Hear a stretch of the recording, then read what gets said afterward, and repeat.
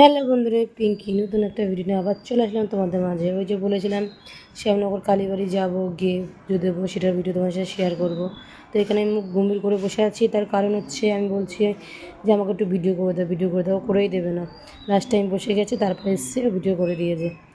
তো ফাইনালি ঢুকতে ভিডিওটা করে নিলাম। আর শ্যামনগর মন্দির না, কোনো মন্দিরে হয়তো ক্যামেরা করা অ্যালাউ নেই। তো পুজো করার সময় বা মন্দিরে উঠে গেলে, ভিতরে ঢুকে গেলে একদম ভিডিও করতে পারবো, কিন্তু একদম মেন ভিতরে গিয়ে ভিডিও করা যায় না। তো ওই ভিডিওটা করতে পারিনি। তো ফাইনালি ফুলের ডালা সাজিয়ে নিয়েছিলাম, কিনে নিয়েছিলাম, নিয়ে রেডি করে নিয়েছি, নিয়ে ঢুকে গেছি ভিতরে।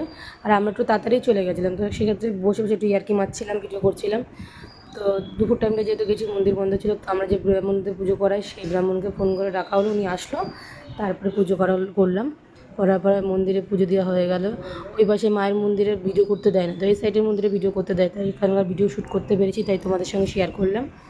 তো দেখো, মন্দিরে ঢুকে গেছি, ঢুকে পুজো করা হয়ে গেছে, মানে এই চারিপাশে আরও মন্দির আছে, সেই মন্দিরগুলো ঘুরে ঘুরে দেখছিলাম। তো ওখানে ঢুকে একটু নমস্কার করলাম, নমস্কার করার পরে ওখান থেকে বেরিয়ে আসলাম।